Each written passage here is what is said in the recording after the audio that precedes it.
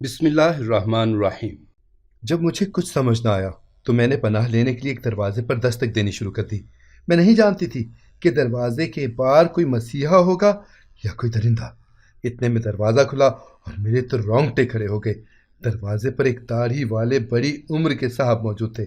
میں نے سن رکھا تھا کہ داڑھی میں چھپا شخص انسان دوست نہیں ہوتا۔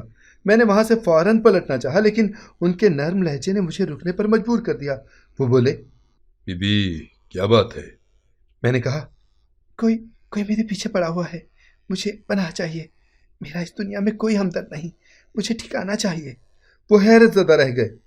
انہوں نے کہا کہ بی بی یہ ساتھ مسجد ہے اور میں یہاں کا امام ہوں، مجھے رہنے کے لیے یہاں کمرہ دیا گیا ہے، یہاں میرے ساتھ خواتین بھی موجود نہیں ہیں، آپ کو پناہ کیسے دے سکتا ہوں؟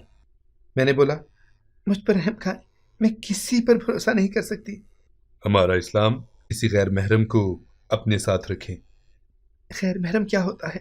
میں انسان ہوں، آپ انسانیت کے ناطے مجھے پناہ دیجیے۔ میں بہت پریشان تھی، بھوک سے نڈھال ہو رہی تھی، پھر مجھے چکر آنے لگ گئے، ساتھ ہی میں اپنے ہوش کھو بیٹھی۔ جب میری آنکھ کھلی تو میں نے خود کو بستر پر پایا۔ میں نے آس پاس دیکھا تو کوئی بھی موجود نہ تھا۔ میں فوراً اٹھی، دروازہ کھولنا چاہا تو دروازہ بند تھا۔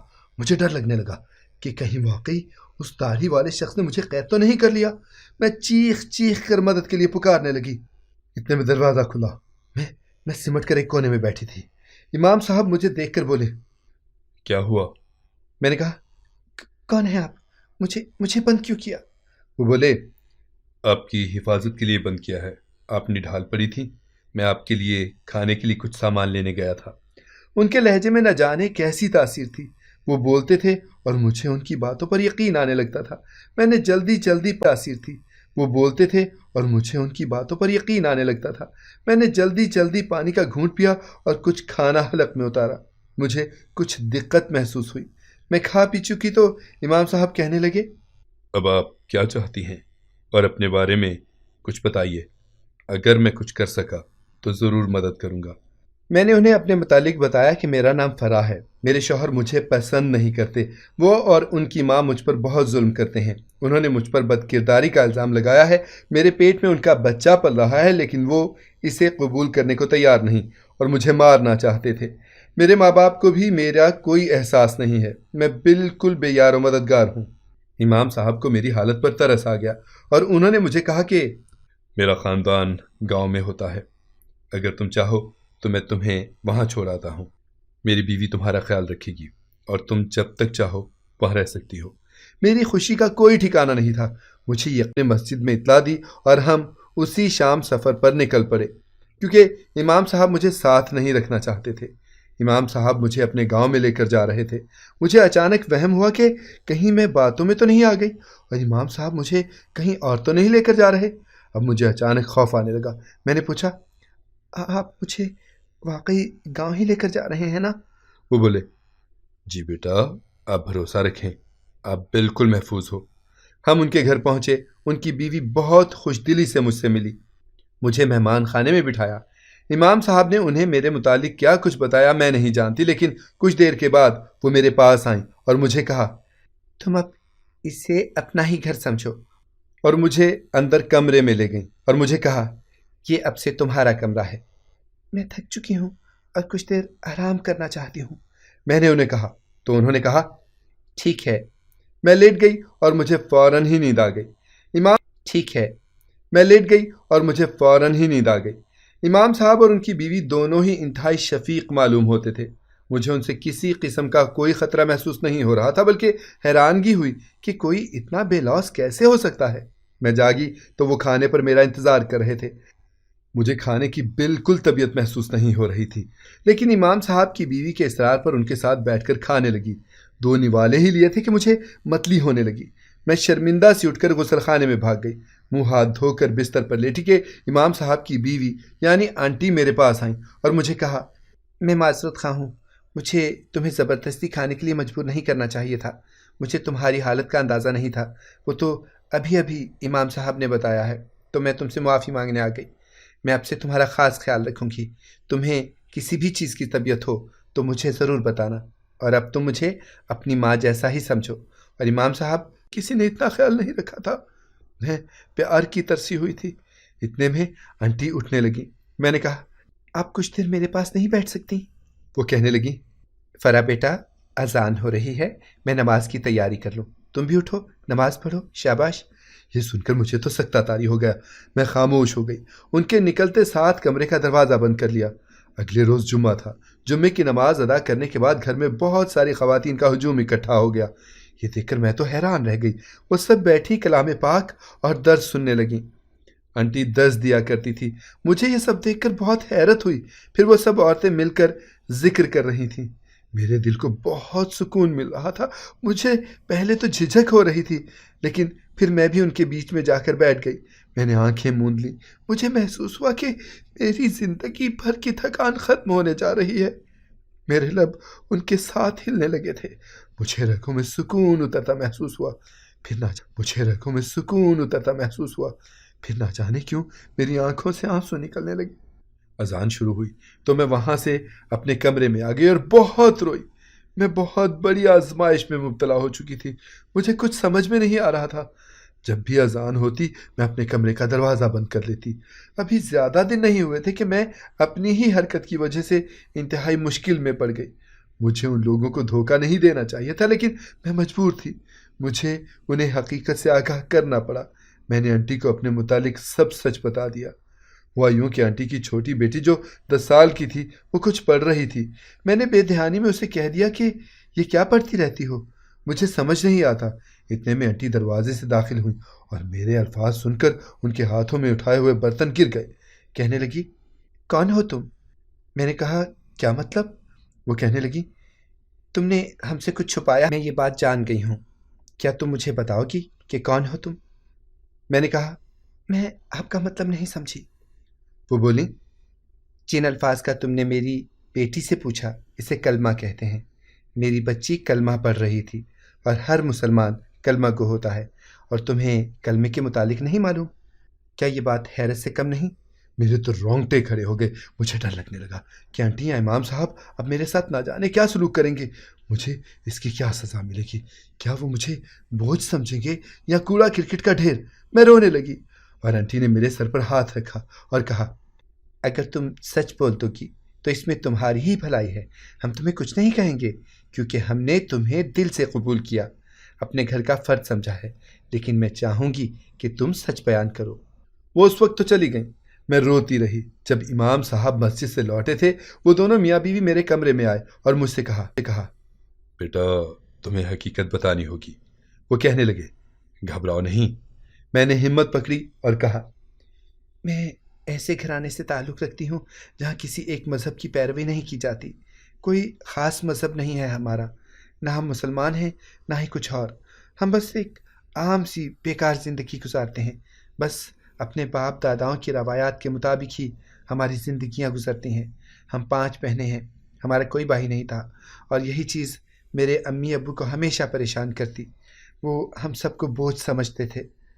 میں بہنوں میں سب سے بڑی تھی، کچھ خاص صورت بھی نہیں تھی، رنگ بھی کالا تھا۔ شادی کی عمر کو پہنچی تو میرے رشتے آنے لگے، لیکن جو بھی مجھے دیکھتا میری کالی رنگت کی وجہ سے ٹھکرا کے چلا جاتا۔ یہ چیز میرے امی ابو کے لیے بہت تکلیف دہ تھی، انہیں 4 اور بیٹیوں کو بھی بیاہنا تھا۔ ہم لوگوں کی عمر میں زیادہ فرق نہیں تھا، پھر ایک گھرانے سے میرا رشتہ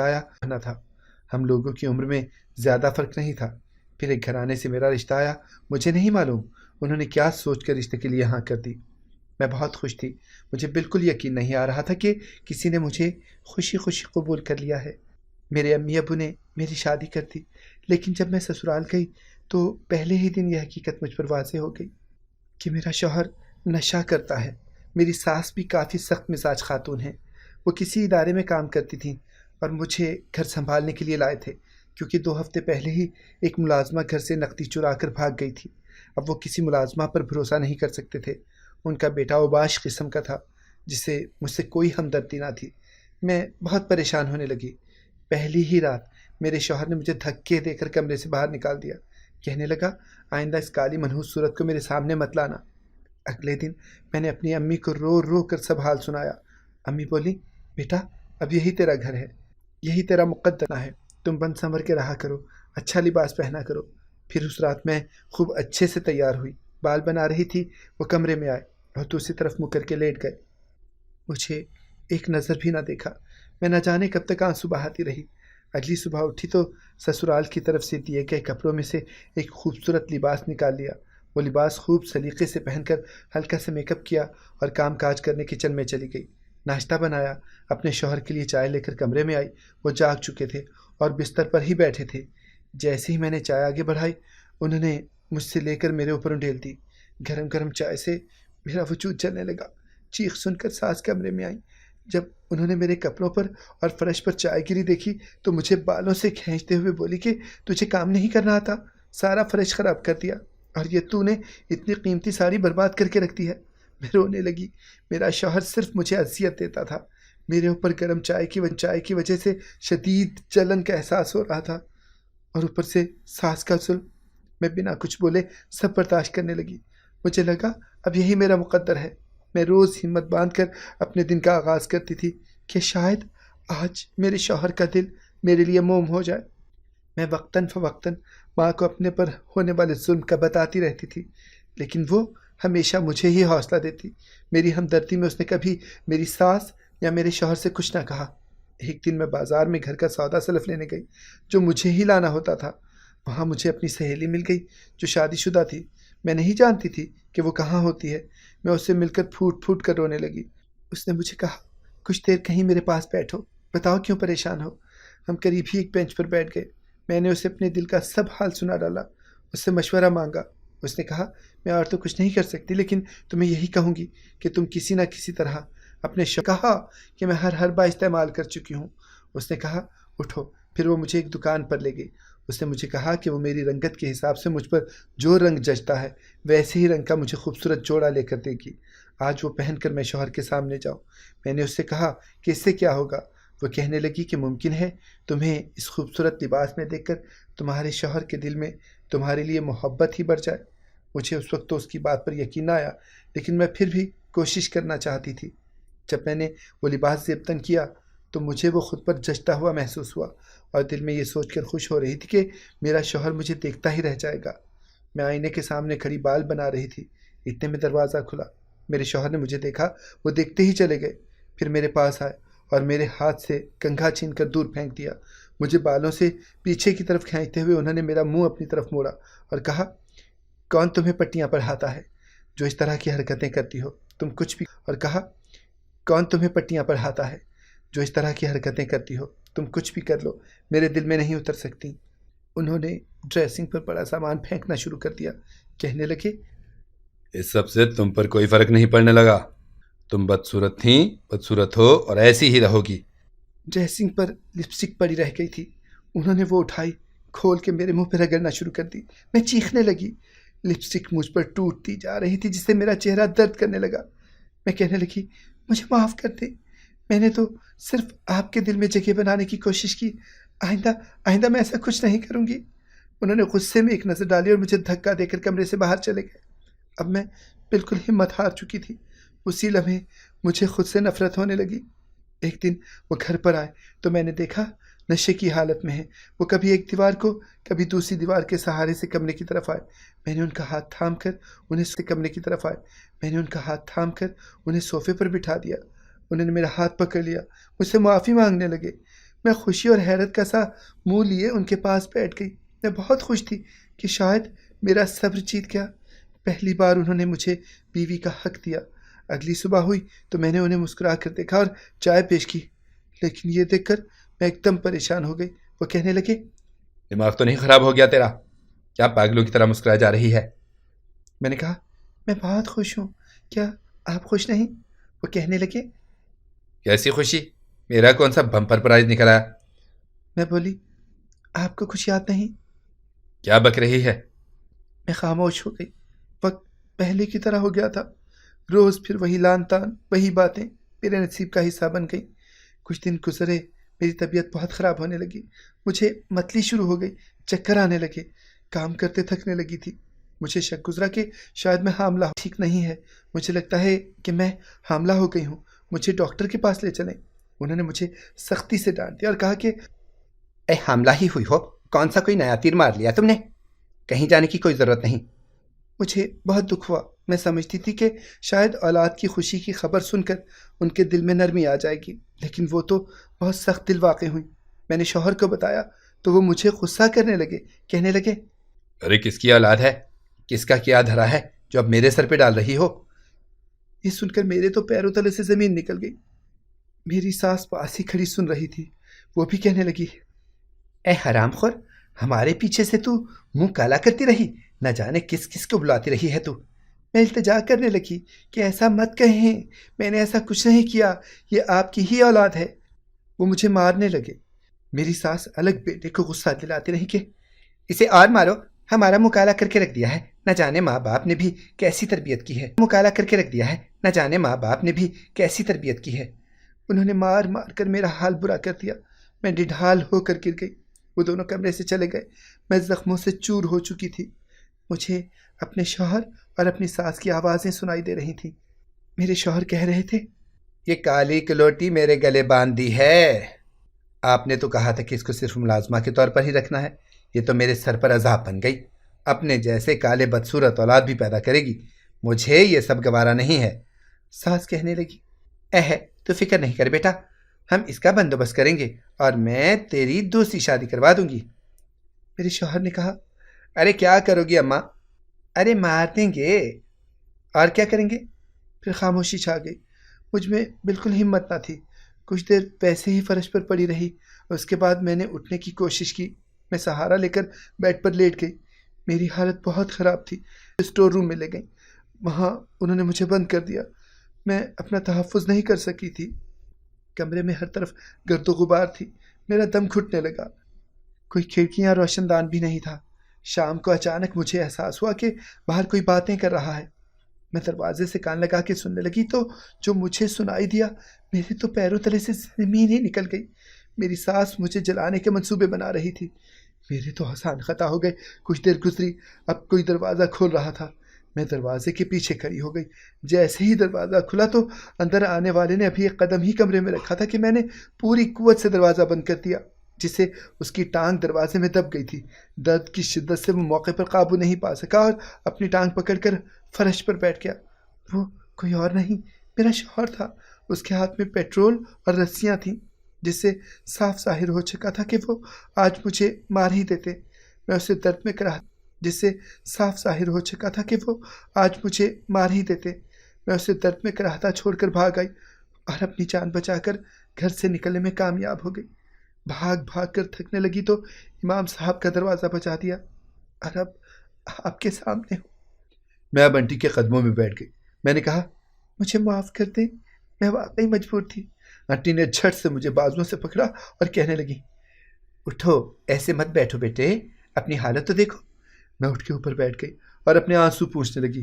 وہ بولی دیکھو فرحہ، تم سمجھدار ہو، تم کہاں پیدا ہوئیں، اس میں تمہارا کوئی اختیار نہیں تھا، لیکن تمہیں اگر ہمارا مذہب پسند آئے تو تم اسلام قبول کر سکتی ہو، اور رونے کی کوئی ضرورت نہیں، تم اس گھر کا حصہ ہو، اس گھر کی بیٹی۔ انہوں نے مجھے سینے سے لگا لیا اور میں اتنی ہی دیر تک روتی رہی، مجھے کچھ سمجھ نہ آیا اور میں خاموش رہی۔ تو وہ بولی کوئی زبردستی نہیں، تم آرام سے فیصلہ کرنا اور بالکل پریشان نہ ہونا، نہ ہی کسی قسم کا دباؤ لینا، تمہاری صحت کے لیے اچھا نہیں ہے۔ دن گزرنے لگے، لیکن ان کے اچھے برتاؤ میں کوئی فرق نہ آیا۔ میں بہت متاثر ہونے لگی تھی۔ میں مسلمانوں کو بہت تنگ نظر سمجھتی تھی، کبھی انہیں دل سے پسند نہیں کیا تھا، لیکن اپنے گھر کی جہالت صاف دکھائی دی، جہاں مجھے دن رات کالی کہہ کر مخاطب کرتے، مجھے منحوس کہتے۔ سسرال میں ظلم کے باوجود کبھی میرے گھر والوں نے مجھ پر ترس نہیں کھایا تھا۔ ایک دن انٹی نے بتایا کہ ان کا بیٹا عباس چھٹی پر آ رہا ہے۔ وہ دوسرے علاقے میں امام مسجد تھا، اسے سب حافظ کہتے تھے کیونکہ اس کے سینے میں قرآن پاک موجود تھا۔ وہ کہنے لگی وہ تمہاری وجہ سے خود کو کمرے میں بند کر لے گا، کیونکہ وہ بچپن سے ہی عورتوں اور لڑکیوں کی طرف نگاہ نہیں اٹھاتا۔ بس تم بھی خیال رکھنا کہ اگر کوئی مجبوری نہ ہو تو اس کے سامنے مت جانا۔ مجھے انٹی کی آیا تو اس لمحے میں صحن میں بیٹھی تھی، وہ سب سے ملا، لیکن مجھ پر نظر پڑتے ہی اس نے نظریں جھکا لیں اور ماں سے مخاطب ہونے لگا۔ اس کا یہ انداز دیکھ کر میں خود شرمندہ ہو گئی کہ میں اسے کیسے آنکھیں پھاڑ پھاڑ کر دیکھ رہی تھی۔ اس کے بعد بھی ایک دو بار قدرتی طور پر آمنا سامنا ہوا۔ اس کی اس کیفیت کو دیکھ کر اب مجھے بھی اس کا سامنا کرتے ہوئے شرم آنے لگی تھی۔ میں اپنے وجود میں بہت سی تبدیلیاں محسوس کرنے لگی تھی۔ اذان کی آواز کے ساتھ ہی انٹی چھوٹی بیٹی کو سر ڈھانپنے کی تلقین کرتی تو سن کر اب میں نے بھی باقاعدگی سے دوپٹہ لینا شروع کر دیا۔ اچانک ایک رات میری طبیعت خراب ہو گئی۔ ایک دائی کو بلایا گیا اور میرے ہاں ایک خوبصورت بچے کی ولادت ہوئی۔ میں ابھی پورے ہوش میں نہ تھی کہ تکلیف سے بدن چور ہو چکا تھا۔ میری آنکھیں کسی کی منتظر تھیں۔ مجھ سے صبر نہ ہوا تو میں نے انٹی سے کہا، انکل کو بلا دیجیے، مجھے ان سے کچھ کہنا ہے۔ وہ کہنے لگی، مجھے ان سے کچھ کہنا ہے۔ وہ کہنے لگی، بیٹا کوئی پریشانی ہے تو مجھے بتا دو، کوئی غلطی ہو گئی ہم سے؟ میں مسکرانے لگی۔ میں نے کہا، نہیں انٹی، غلط تو میں تھی، لیکن اب سدھرنا چاہتی ہوں۔ وہ انکل کو بلا لائیں۔ انکل نے میرے سر پر شفقت بھرا ہاتھ رکھا اور مجھے مبارکباد دی۔ میں نے اپنا بیٹا ان کے سپرد کرتے ہوئے کہا، اسے اپنی نگرانی میں لے لیجئے، اسے مسلمان کر دیجئے۔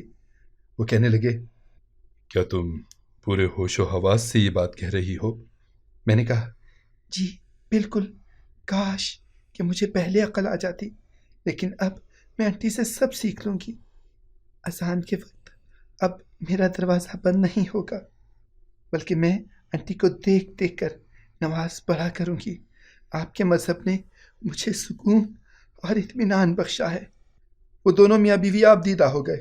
پھر انکل بولے، لا الہ الا اللہ محمد رسول اللہ صلی اللہ علیہ وآلہ وسلم۔ میں نے کلمہ پڑھا اور مسلمان ہو گئی، اور میرے بیٹے کے کانوں میں انہوں نے اذان دی جس کا ایک ایک لفظ میرے دل میں اتر رہا تھا۔ اگلے ہی روز انکل نے مجھے کہا، کیا تم دوبارہ نکاح کرنا چاہو گی؟ تمہارے دین اسلام قبول کرنے کے بعد اب تمہارا پہلا شوہر تم پر حق نہیں رکھ سکتا۔ میں خاموش ہو گئی۔